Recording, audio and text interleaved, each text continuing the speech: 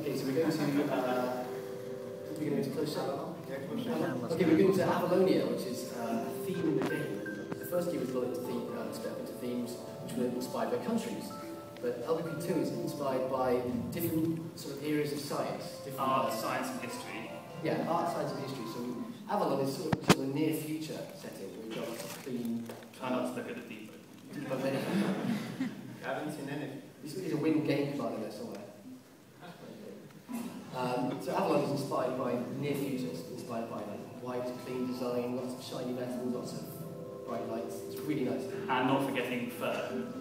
Fur. Also, we wanted to mix shiny, clean design with something that we've done before, so just fur. So we have furry animals. Furry future.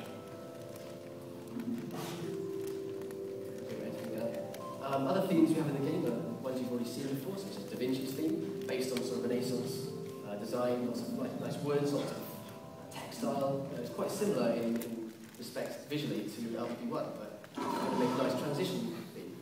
Wow. Okay. So you guys want to just play first and then show people what. Yes, we're showing what it does first, then we're trying to explain what we can.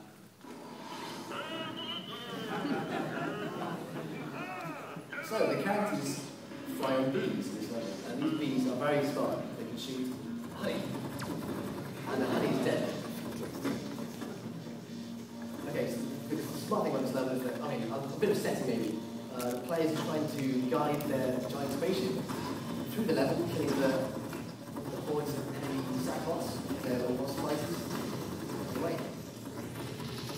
And that's a really key thing, that you can use the sackbots as friends or as enemies, non-playable or playable, interactive or not interactive, and it's up to you how you decide to use them. Here, our level designer has decided to use them as enemies to try and get you mounted on their version of their vehicles. It's like the anti-bees, so they've got things like wasps and dragonflies. Essentially anything that was going to be part of the good guys was going to be nice and cute, fluffy, and hopefully quite endearing, whereas anything that was to do with bad guys had to be very nasty and wasp-like, sinister looking. And this is a great example of a side-scrolling shooter, one of the many types of game we build into Little Planet 2. We didn't want to just make just platform like that. There's a good selection of good platform experiences in there, but really we wanted to show off just the many different things you can do. So here's a side-scrolling shooter. There's a couple of different platform style. Careful, disaster.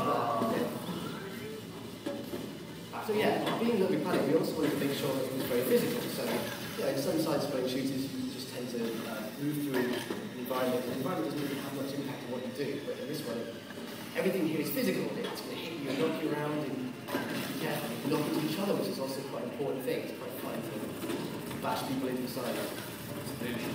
And part of the main gameplay mechanic of Little Planet is co-op gameplay, which everyone likes playing with their friends, but everyone also likes beating their friends. So we've now introduced, which we'll show later, a versus game mode, which is very exciting. We should probably show a versus game mode. We've shown a few versus games before, but I think it'd be good if we actually played Christoph against Brian, one of them. Yeah, that'd be good. Basketball or something similar. Absolutely. Maybe we can get a few people from the. Okay, well, let's go into game mode and see, and we can try and show you how a level like this is created. Or we go into the game mode. Okay, we've got 50 minutes. Yeah. Okay, we'll go to game mode.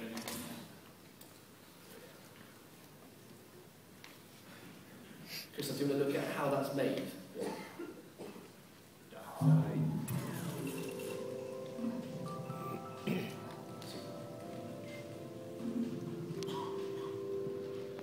So, while, when we bring this up, you'll see finished level, slightly complex looking glory. But the important part is that we use two main things with Little Planet to make this game mode. We use the control data to be able to change the perspective of what you're looking at, so we can make it look like you're flying a bee, flying in a vehicle. And we also use emitters. And emitters are, if you played the first game, a way of creating things that weren't in the level when you first started. It's a way of spawning bullets, or in fact, in this case, entire chunks of level. So, if you unpause, Christoph, will that play, or will you need to do yeah, I need to start play, off, I need to do that. Shoot the door.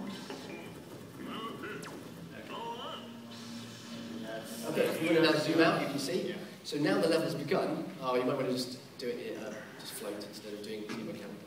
Okay, so instead of you actually traveling through a level, what we're doing is spawning big chunks of level in front of you, much as you would have done in probably old games, like in the 16-bit era or whatever.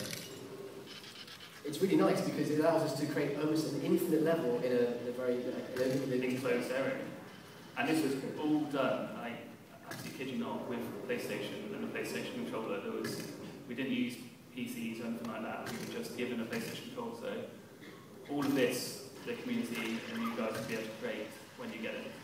Cool, I think we should probably go and see a versus mode now. Yeah.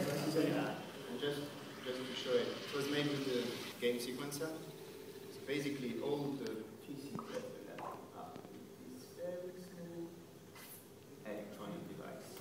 So that is the sequence of the level. That is what you fight, what each piece does. So each one of those keys represents a different part of the level being emitted, or a different wave of LEDs being emitted. And so you can see how you can easily change the level. If you think, oh, I didn't like that part of the level being here first, you just grab one of those switches and you just move them around like that, and you change your level entirely. Yeah, very, very powerful piece of tech.